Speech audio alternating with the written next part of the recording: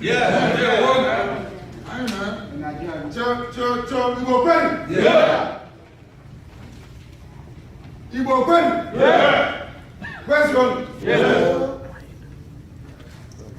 I'm Mazi Nnamdi Kanu, Director of Radio Steady Camera, onye ndị business school of ya. Anyị abịata ka bịa na n'ihi na mgbe anyị na-amalite na ịma ụmụ ụfọdụ ihe gbasara ndị ebe anyị. Our reference point was the World Igbo Congress. In fact, at the time we felt that World Igbo Congress was a state of its own. I will come to greet you properly later. We grew up hoping and praying that everything we want, aspire, wish for ourselves as a people will come via World Igbo Congress. But somewhere along the line, we don't know what happened. I remember when Chekwa Zuberi would come to see me in London before coming to America to attend one of his events. That was the motivational factor for me to be here today, to address you. Because regardless of whatever may have happened before, you still hold the key to our salvation as a people. I have said it, it's on record. Any day America wakes up to its responsibility, by which I mean our people in America, then we'll be saved as a people. You have what it takes to set us free. That is the essence of my address to you today. And I do apologize if I haven't been here all day. We were running the program. I should have been here, of course, earlier, and I'll be here until the end of the program because I'm amongst our people here. I have an already prepared speech. Hopefully, it should run close to that very 15 minutes we're talking about, or even less. The reason why I have come here is to address some of the issues that Dr. George was mentioning, and also the very able moderator here who spoke earlier. Everything he touched upon is something that I wish to elaborate upon myself. We are in one almighty mess as a people. Almighty mess. I have seen your houses here that are very beautiful. In London, we live in 2x2s. I think this place here is about 2-bedroom flat. Very, very tiny. Back home is even worse. We have people here who are very comfortable, people who are very, very, should I say, saturated with the good things of life, but people back home are suffering indeed. We must do something. We expect more from you, all of you in America. That's why I'm here today. I will start with very great humility and submission to the will of the Most High to address this very noble body. In fact, I never believed I would be standing in front of World Igbo Congress, but here I am today. I stand before you here in Los Angeles, California, because you are the children of light, you represent light. As Mr. was saying earlier, maybe some of us don't know who we are. That is what gets me upset with you. Only if, I say this all the time to our people, only if you know who you are. Maybe one day you realize that you acknowledge it. That is why we should not be in Nigeria in the first place. We'll get to that later. Each and every one of you here, I acknowledge your presence, especially those of us here in the high table, distinguished ladies and gentlemen, those who spoke before me, those who will speak after me. I greet all of you. I suppose some of you will be wondering what I'm doing here, standing in front of you. I have come here to tell you about the kingdom of heaven called Biafra. That is why I was born in the first place. Without Biafra, I wouldn't have been born. The reason why my father married my mother is to give birth to me, that I may worship the good Lord in truth and honesty in a free land called Biafra and nowhere else. That is where we exist. I don't want people to misunderstand who we are and what we represent. I respect Igbo land where I come from and the culture which I was raised with. But I know that Biafra is critical and central to all of us.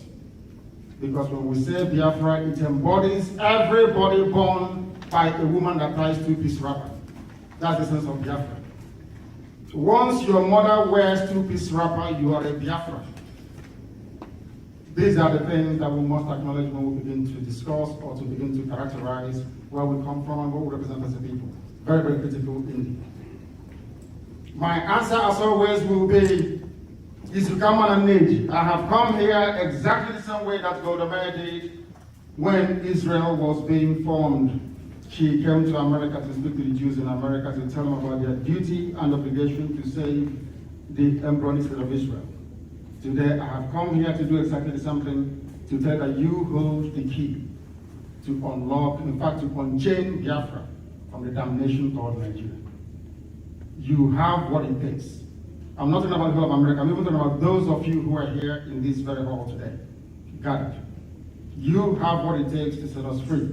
And if you fail to apply yourselves to that, if you fail this very historic opportunity to not only set the record straight, but to make sure you extricate our people from the zoo that is called Nigeria, then we have finished as a race. Chukwu Abiyama will visit upon the Igbo people something so horrendous that you regret ever being born. On the 22nd of this very month, something very, very magnificent will happen. I think I'm going to have to abandon my written speech to talk to you from the heart. Because this very year is the year of the blood moon. It happened last year, it will happen again this year. And the epicenter of these very lunar activities in Biafra land. These were confirmed by astronomers in Europe. It signifies and portends very goodwill for our people, only if we can grab the opportunity to do so. Some of us forget who we are, that is why we are stuck in America. Our children are being killed back home every blessed day. Buhari can do whatever he likes. In fact, I was even telling some of you, I just support Buhari. And if I have an opportunity, they say guns are free in America. If you give me a gun now, anybody who voted us for the Buhari will shoot the person dead. I'll go to prison. It's the worst that can ever happen to us as a people. For very long, we've been suffering and in pain. The fact that we travel all over the world, and as it was rightly pointed out, we are blessed by the Most High Chukwu Abiyama, doesn't mean we must abdicate our responsibility to those who are less fortunate than ourselves who are back home. Suffering and in pain. Nothing is functioning. That is a mantra everybody speaks all the time. Who is going to stop us from being killed by our Fulani soldiers? Who is going to make the impossible become possible in the lives of our people? If not you. If not those of you in America, who is going to do it? Is it those of us in Europe? We don't have anything. You are the ones with every opportunity. You are the ones that has everything. Why is it impossible for you to understand that so much is expected from you? Because whoever much is given, much is expected. If America doesn't come to save us, who's going to save us? Just please remind me. You have your beautiful cars and your lovely houses and you have your parties and they are so magnificent to behold. But you must try and go one step further. You must ask about those who want to save you, those who want you to return home. Why don't you come to America and learn and then go back home to apply judiciously all those things you have learned abroad? The only way to do it is one way. It is to support what we are doing. We are all Biafrans, everybody is. If you're from Izon, we call it Ijo. If you're from Ishekiri, if you're from Urobo, it doesn't matter if you're from a Ghana. The person that gave birth to Ghana people is an Igbo woman. The first of woman gave birth to Ghana people. When we talk about Igbo group and gathering, we don't include the Ghana people. Igeda is not there. Even the people of Ibibio that we both or conquer from, we have a conquer in our various communities. It's not original to Igbo people.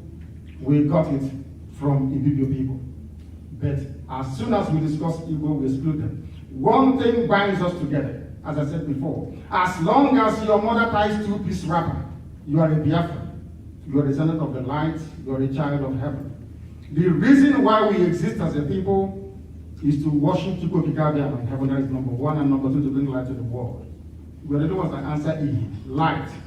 We are the only people in the whole world who answer the name of the Most High, the creator of heaven and the earth. We answer Chukwu. We answer Machuku. Some will go to church tomorrow and say, we want to praise the Son of God. But some of us here are the children of God. Don't we answer Machuku? Of course we do. Which means... You have one here. Exactly. Two. Okay. Directly descended from heaven. We must fulfill our destiny, this obligation we owe to mankind, or else, mark my words today, the Igbo race will be obliterated from the face of the earth. They will be wiped away clean. The Jews managed to come back after 2,000 years because they had one thing in common, their religion.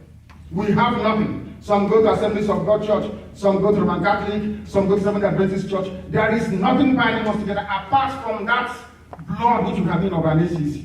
That is all. If we miss this golden opportunity, we are bound to suffer in time to come. I have not come, of course, we love all of you. I like the fact that you're doing very well, all of you in America. But there is one more thing that you must do.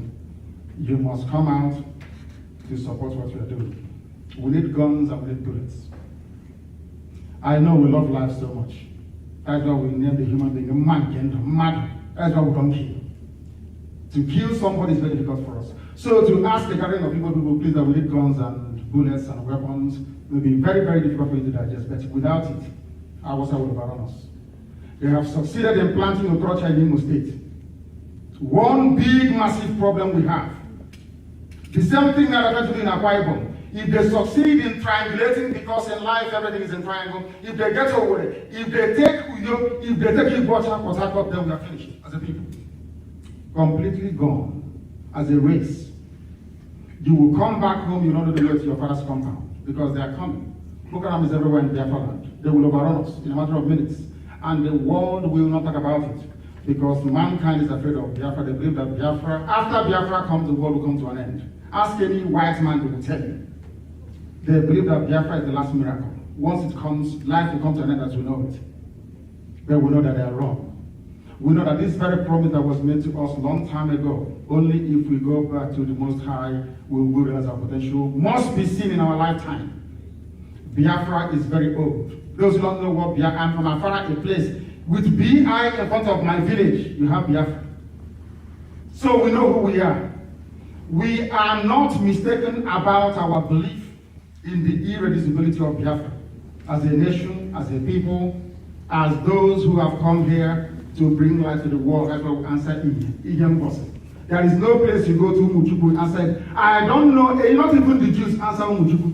I'm sure you know what it means. We have a place in Enugu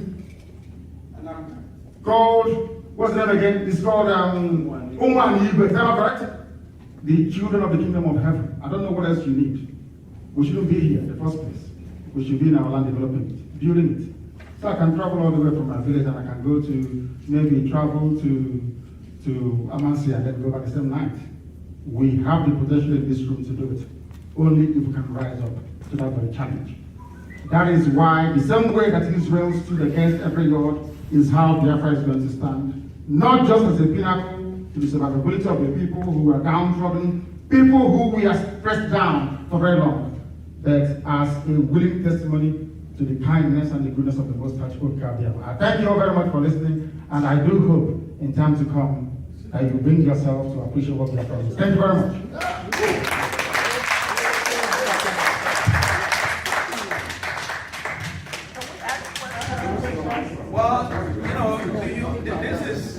I guess we had it last week. Give them audience, please. We had it last week. I'm the man in Yemen now, the chat. I'm people in the demonstration. Okay, I'm Joe calling from Amimo, from Houston, just coming up from Houston. So, here now, I'm not to Fuchinando director. Only she developed the web have fund to take care of the mother, the father. Now I have to from them. I was thinking about they gave me sleepless nights to compensate them. See how it's all right, because I'm on Army. I've served in the U.S. Army for 18 years. I rose to the rank of major. Only have about compensation. Only more here for life. I can take care of you. Like Biafra is a good thing. It's a genuine thing. It's a good thing. But only more the cost. I get some name na people don't know. It's China and Thank you very much. In answer to your question, everybody associated with those that died were taken care of by the indigenous people of Biafra until the end of time. We are very huge all over the world, in over 88 countries and counting. We are many. Any of you that saw the video from our back on the 30th of May, where I was talking about remembering those that died, we do that every year, incidentally. With the crowd that came, hasn't been seen in our land ever, not even when the Pope came. Our people came out to honor the dead. We are many, we are going to take care of them. And when we bury them, you see how big we are. We're not just saying it. We believe in Honorable Nabal also, we implement it. We just don't say it. We do it, make it happen. And on that very day, you will see. We are going to honor them. We are going to take care of the families. Now on forward. If I skip you, I'm sorry. Wow. Because I have never heard about you or your program. But the first thing I said when I came in here is about honoring our fallen soldiers. We were talking, and I did say that what is wrong with Igbo has a spiritual undertone that I have never. I use the example of the Jewish people, the American people. You know, I'm so happy to hear about what you say you're doing. I know about the Oji River. I don't know what is being done there for the soldiers. But I'm very confused. My confusion stems from what, maybe I didn't understand. What exactly is the objective of your movement, number one? You made mention of the 22nd of this month. Yes. What will happen? I didn't get to hear exactly what EECG meant the 22nd of this month.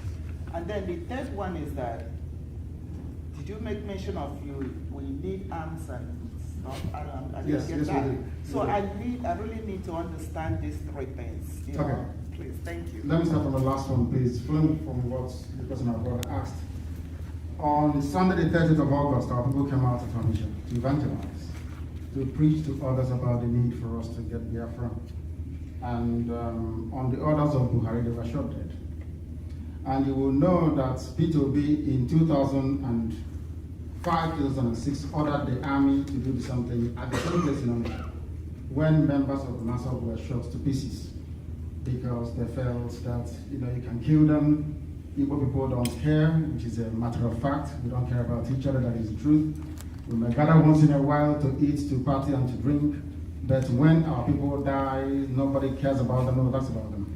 Now, from that, we now know that the best way to defend yourself is to be armed. Because Boko Haram is everywhere, in the zoo police, in the zoo army, in the zoo navy. The zoo, by the way, is Nigeria. That's what we call it, is a zoo. A place full of wild animals. Only those who are not sensible will understand that there is no name like Nigeria before the white man came. I don't even want to call you nigger. Then I'll call you nigger. Because when you say I'm a Nigerian, it means you're a nigger from a nigger area. That's what the meaning of it. Niger is English word for nigger. In Latin, it is nigger. In France, it is called Niger. It means the same thing. And I can't be a nigger. I come from Biafra, a place that's older than Britain. That's number one. So we need guns and we need bullets. And those of you in America will give it to us. Very, very important. And also, on the 22nd of this month, something will happen. It's called the blood moon. Most of you don't know that in 1967, before the war started, there was a blood moon as well. Are you aware of that? It comes once in a while. There was blood moon in 67. There will be blood moon this year, because after this year, we are going to be free no matter what happens. Because if we don't get Biafra, everybody will have to die. As simple as that. And we're not joking. I came from back home for this convention. I stay in Biafra land. I don't stay in London anymore. I stay in Biafra land. I don't want people to underestimate what we are fighting and the type of adversaries that we're facing. Very, very critical. And on the issue of the remembrance of our people, we do that every blessed year on the 30th of May, every year. It's very, very huge all over the world. All over the world. Does anyone have our magazine somewhere? Perhaps you can give to the chair and to our dear sisters so they can see the type of things that we do all over the world. Very, very critical. There is only one thing missing, is the involvement and the support of World Igbo Congress. If I remember very, very well, this very important body was set up to do exactly what IPOB is doing today. Am I wrong? Yeah, correct. No. Am I wrong? Please correct me. World Igbo Congress was set up to ensure that all these senseless extrajudicial killings of our people should stop. Is that not correct? Is that not correct? Is it continuing or not? They are still killing us. They are deporting us from Lagos, burning our shops, all over the place. Our people being rendered useless and homeless. No appointment from Buhari. The oil and gas comes from our land, and we say we are proud to be Nigerians. It's not just possible. It just cannot happen. Thank you very much. Let me answer the question. Thank you. All right, 2 more questions, please. Okay, let's mark. My name is Udemy. I listened to you very carefully. There appeared to be some kind of civility when you began your speech. But after a while, I sensed more or less, well, this is what you have to do. If you don't do it, then what comes after it? My question to you now is that, have you ever thought about the effects of what we're trying to incite? And number 2, you know the society where we are in. Where do we go from there? I understand we have concern. Is it possible for the concern to be addressed objectively? We can always reach wherever we want to go. Your name, I'm sorry, your name, please. Udemy Israel. Kira. Thank you very much.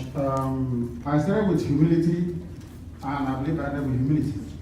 If you're Igbo, if you're Biafran, I'll respect you and I'll submit to you in whatever way, shape, or form that you need me to. I believe in elders and I respect them very much. When I see somebody who's older than me, even by a year, I shake them with 2 hands. I am never ever rude to anyone. But if you're a Nigerian, I'll be rude to you. That means you are not sensible. It means you're not educated. A white man cannot leave Europe to come to Africa to create a country. For me, it's impossible. If I go to Europe to create a country, would they let me? Do you think they will let me? Can I go to Europe and create a country and say this is Port Okereke, as I have in Port Harcourt? Or say this is Port Odeniche? Is that possible? I'm asking a simple question. Is it difficult to understand? As long as you are an indigenous person, you know who you are. You have been to school, some of you hold your doctorate degrees here. You cannot come from Nigeria. You cannot come from Nigeria. Your grandfathers are older than your country. Is that possible? How can your grandfather be older than your country that you claim you come from? It's not possible. As long as you're a Biafran, you have my love and you have my respect. I will honor you anytime, any day. If you stand in front of me and say you're a Nigerian, you have something else coming. I will never respect you because it means you're not sensible. Simple as that. About the implications, we are dead already. They say he that is down this fear no fall. If you want to live in humiliation, fine for the person. As for me, death is better than living in humiliation. Thank you. Is the other?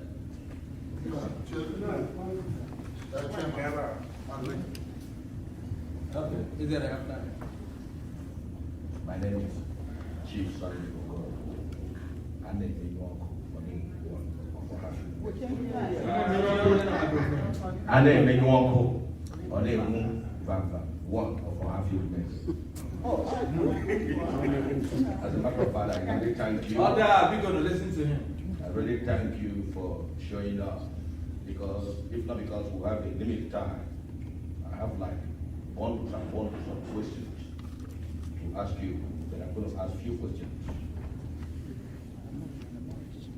Someone had just mentioned about people who died as a result of this cause. What kind of benefit? And you answered it. A lot of us are here and you wanted us to give you the support. And you mentioned guns, you mentioned arms and ammunition.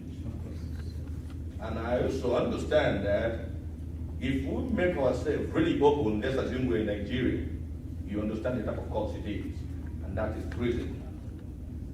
One question is, if I go to Nigeria and I've already identified and made myself known, and everybody knows, I'm not denying the fact that I'm not a Biafran, and I get arrested to face treason, what are the modalities you put in place, at least, to save my life? What kind of security do you have on ground? Secondly, you talk about being recognized by 88 countries. And at the same time, you wanted us to support you with guns and arms and ammunition. I have seen a whole lot of wars, both in media and somewhere else, when people are fighting or when people are getting ready to fight, they have some international backings. What kind of international backing do you have? What kind of international backing do you have for you as a person at Biafra to achieve this goal? Or do we just have only the recognition without the backing? Thank you. Thank you very much. On your very first question, what happens if you go home to agitate? What I can say to you is that you can never ever be arrested. Never. Because what you're fighting for, what we are fighting for, is a universally recognized way of setting people free. I'm sure that some of you here are very conversant with the declarations on the rights of indigenous people, is that correct? That allows us to go and fight for Biafra. That's exactly what we are doing, of which the zoo called Nigeria is a signatory to it via the AU. So that solves that problem. Secondly, in terms of the war supporting us, it doesn't matter if you give us the guns we need or not. We are going to fight anyway. Because Hausa won't let go. They need your oil, they need your gas. They are Lamaji. They don't do anything. They don't do anything in their lives. It's only to depend on oil and gas. So it is either you live as a slave or you fight to be free. The choice is yours. We've chosen to fight to be free than to live as slaves. And in terms of recognition from the countries, we have not done enough to warrant countries to come out in the open, for example, Israel, to say we're supporting you. What have you done for yourselves? If you go to bank to borrow money, at least the bank manager will ask you how much do you have, how much are you investing in the business before they give you the loan. Is that not correct? If you want to go and buy a house of, say, there is worth $100,000, you have to do a deposit of maybe $30,000. Is that true or not? Is that true or not? What have we done? Has the World Igbo Congress ever stood up before to issue a communique saying that our people are dying in vain and there must be something done about it? The answer is no. So Hausa can keep killing us. These are the things we expect you to do because you have influence. You are in America, of all places. You can petition your congressmen, you can petition your senators. You know what to do. You came here and all of you are all successful people. Self-made millionaires, some of you. I'm sure you know what to do. If you do that, everything will be free. The Jews had the same problem. There were Jews in America and they funded the liberation of Israel. I don't see why you should be any different. Thank you.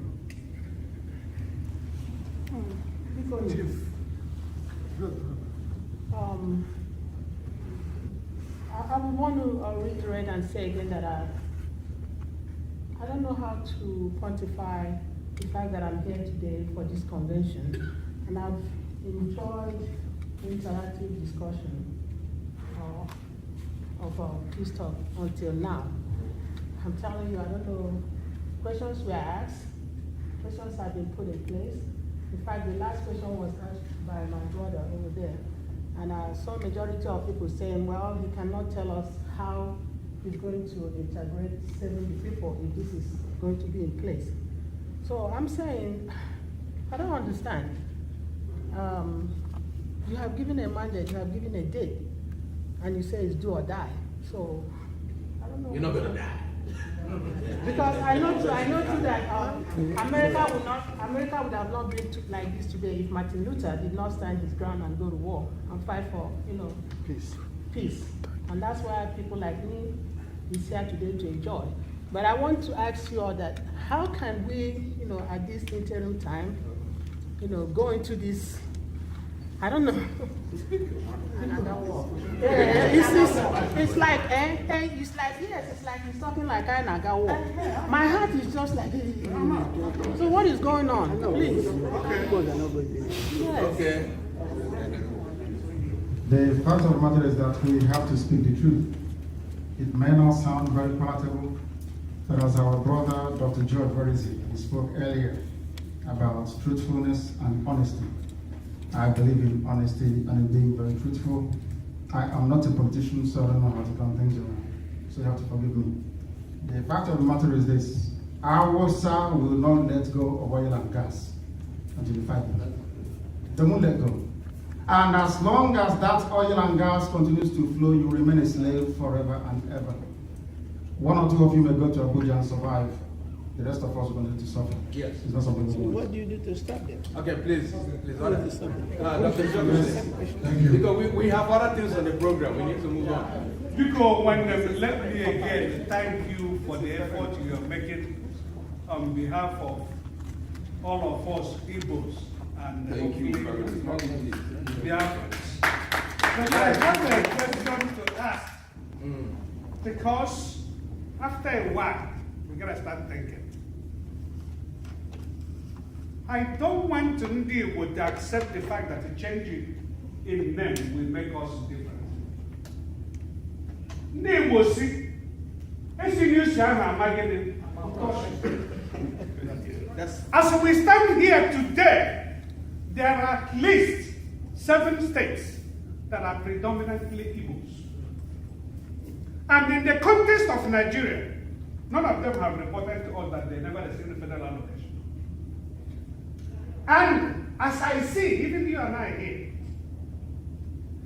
we have not agitated in the state we come from to make things better for our people. And we are going to the federal. Tip O'Neill, when he was Speaker of the House in the United States, said all politics are what? Local. You see, when we say Igbo states, Igbo people are doing extraordinarily well, and they will even do better if they stay on their own. I'm not saying that. What I'm saying is about that if we separate, we become great. Let us use the latest country created by the United Nations called the South Sudan. At the inception of this very small country, which is very large, it was all about the excitement. But now people are what? Dying and killing. The issue is not whether we answer Biafra or Nigeria. The issue is what are we doing for ourselves and them. And I know you said you live back home and you came here. And I don't know what passport you traveled with. Because I know on the international level, unless the rule have changed, there is no country known in the United Nations as one, Biafra. You must have come here through a recognized nation passport, or you may have smuggled in. So my brother, my question to you is, before we start talking about what the Hausas are doing to us, have we talked about what we're doing to clean our house? Thank you very much. Order. There is nothing. I'm sorry to disappoint some of you. Igbo is not a nation. Igbo is a group of people. And there is a name in Igbo land that points to this very fact. This is where you're wrong, sir, with respect. There is a place called Aguluzi Igbo. Who says Agebendi Igbo? Is that correct or not? Aguluzo Igbo. Who gave you that name? Who says Agebendi Igbo? That's number 1.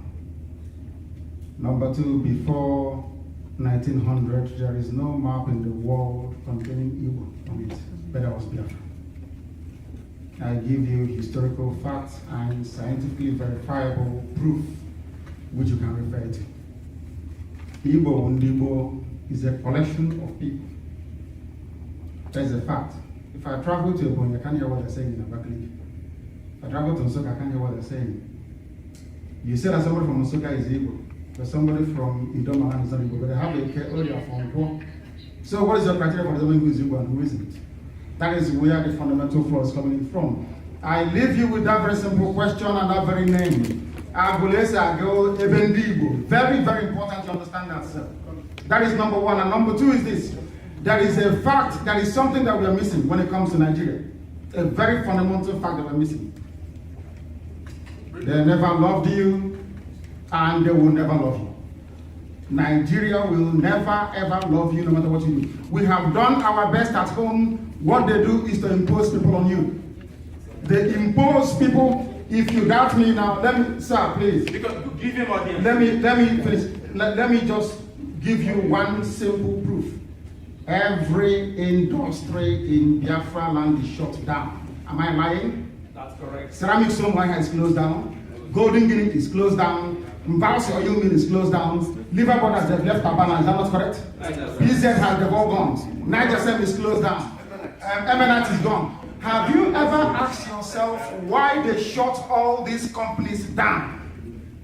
They shut them down because if you're a governor like Mbakwe or Dr. Eminent, if the Awasa man sees that your manifesto and your governance, I'm sorry to say, even in Anambra, Ngige, that was when Ngige was removed because they knew Ngige was doing very, very well. If you go and have any plan to build any industry that employs more than 50 people, you will never win an election. Never, ever, ever. They want us to migrate to America. They want us to go to Europe. They want us to be slaves to them. It's simple. And they use fear and intimidation. And we are not going to have that anymore. Thank you very much. Okay, please, Order. Please, because this is. I don't want to take up all the time. No, please. This thing is very important. I don't want this to spiral off the Please. I can no, because everybody.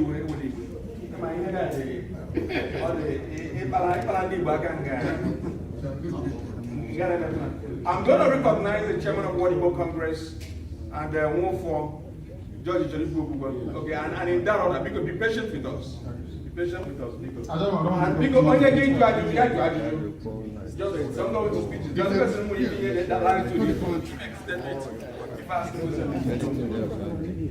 Thank you very much. Because how can I make one argument here? Chief Nnamdi Kanu, who with the Okuye to the right place.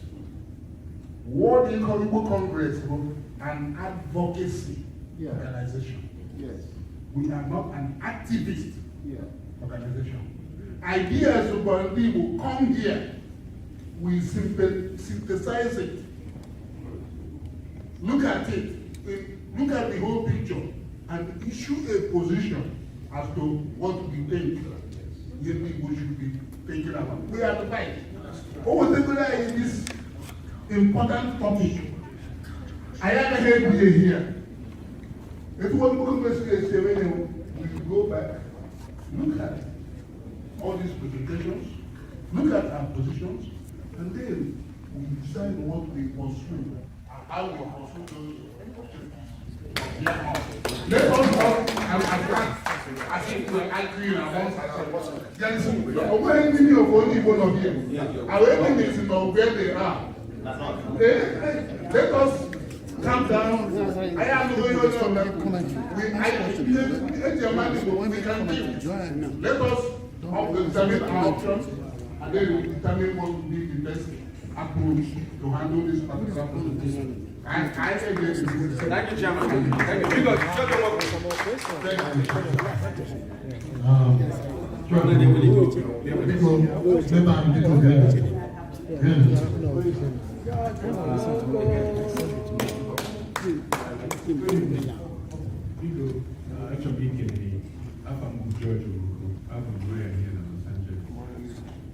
I'm a newbie, but if you need the internet and the challenges that you're facing. And I'm glad that you showed up here to address us. The question, given the integration and we know that our people are all over the place. That's them. Even we're only one over there, live one at that place. So in the zoo that you have called Nigeria, our people are all over the place. This agitation for our own sovereign nation, my question is going to be, what is your plan for our people who are now inextricably linked in other parts of Nigeria? That's the question. But I thank you for your courage. It's not easy. Thank you. Our people in other parts of the zoo will have to come back home. If they want to stay where they are, then they're more than welcome to do so. No. The same way that we are scattered all over the world today, the same thing happened to the Jews. They were under conquest. You know, sometimes I wish that the first wave of Islamic attack would have been successful, but unfortunately they died in Idoma. I'm sure some of you are aware of it. They tried to conquer us before, and they failed in Idoma. And they will try again this time around, and they will succeed if we sleep. Anywhere you are in the world, if you're comfortable, you stay there. But there are those who are not comfortable. Then they have to come back home. Today, Israel has relations with Egypt. There are Jews all over the place. Nothing has happened to them. One thing that Biafra will do for all of us is to give you dignity and sense of purpose to exist as a human being, to fulfill your dream. The Jews were in Europe saying exactly what Igbos are saying today. Oh, leave us, we are here, we're very comfortable. After all, the Prime Minister of Austria is Jewish. Leave us, we are fine. We have cars, we have houses. But Hitler came and killed most of them. No matter what you do, as an Igbo person, without Biafra, you will be insecure. Biafra is your only guarantee to have safety and some measure of comfort. I want to ask the question, they keep asking me, this was all the time, which passport do you travel with? Before the zoo called Nigeria was created, which passport do people travel with? Makes no sense to me at all. What we are trying to say is this. Some of you don't know what Biafra is, and that pains me so much. Some do, but some don't. There is bound to be sacrifice. Israel lost 6 million. Biafra will lose more than 8 million the next time around. We lost nearly 6 before. Wow. Because we waited for the war to be brought to us. We did not prepare. We've not fought any war before.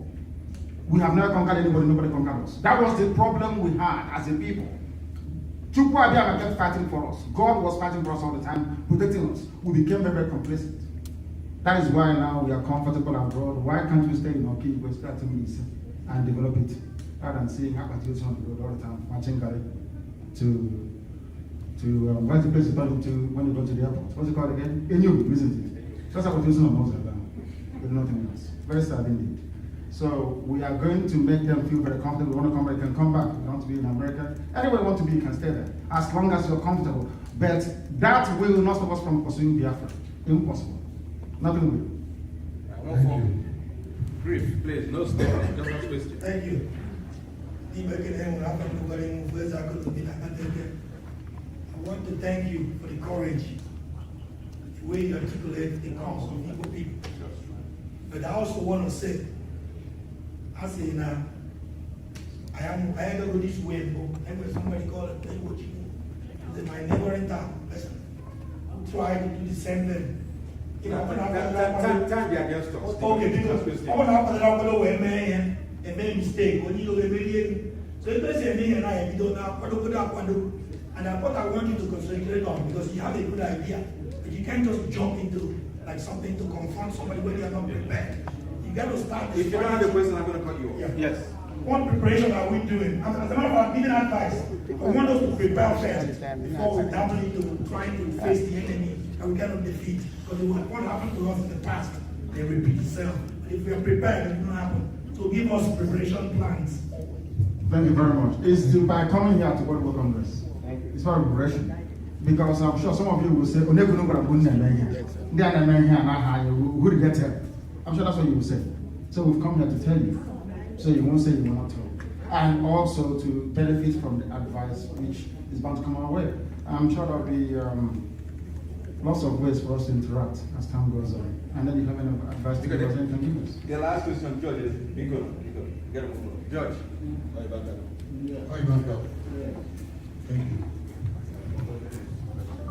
Thank you. Yeah, question of my card. Yeah, question of my card. I was touched by the chair of which we are World Igbo Congress. You come and give us here. And we'll see them. We'll discuss it. And advise you, whoever. You are not the first. And the year will last. Okay? So,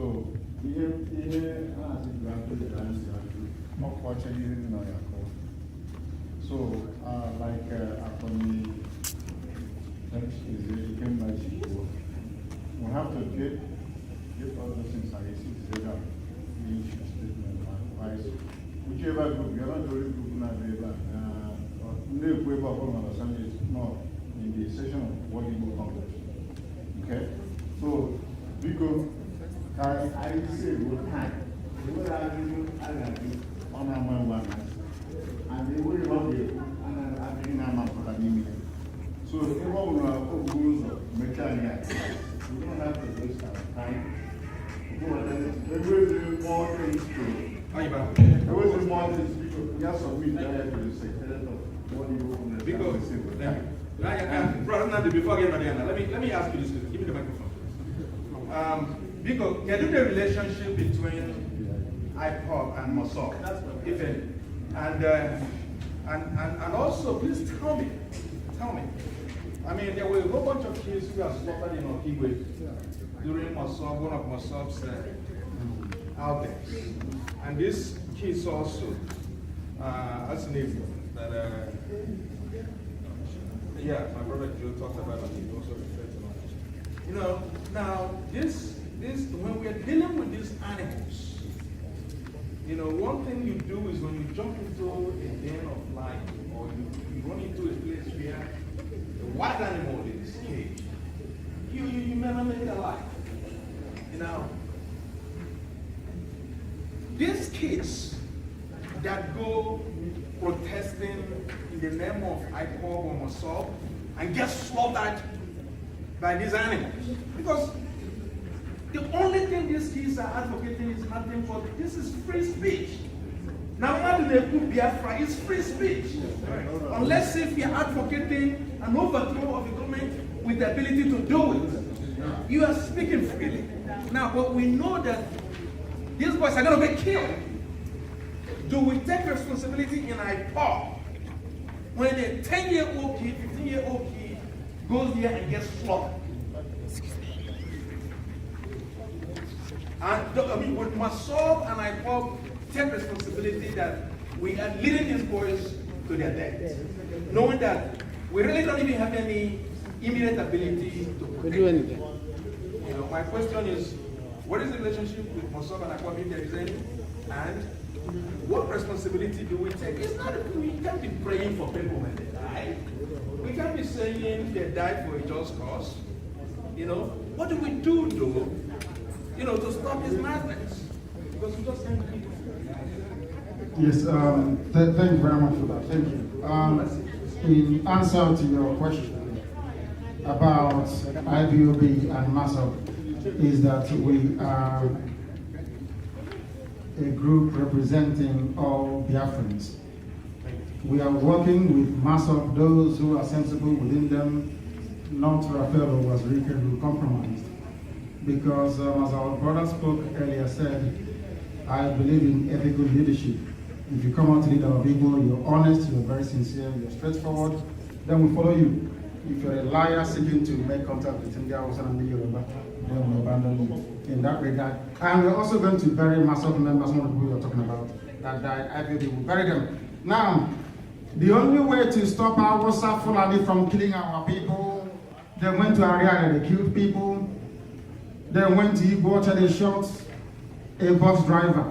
They were not agitating or protesting or trying to express their freedom of speech or even to exercise it. The only way to stop them is if you give us guns and bullets. And then they won't do it again. Thank you.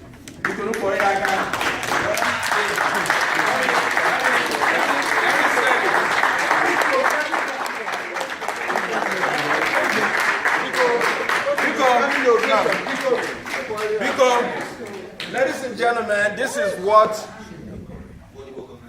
the World Igbo Congress is all about. And Eziada, Ojakulagi.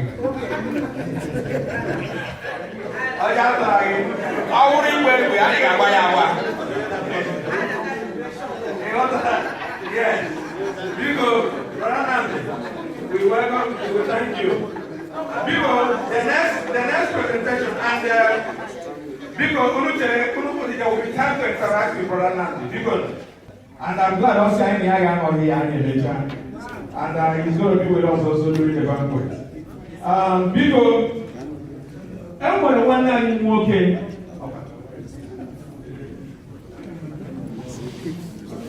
I want one I work in Colorado. They are here. Because can everybody have a seat? Gentlemen,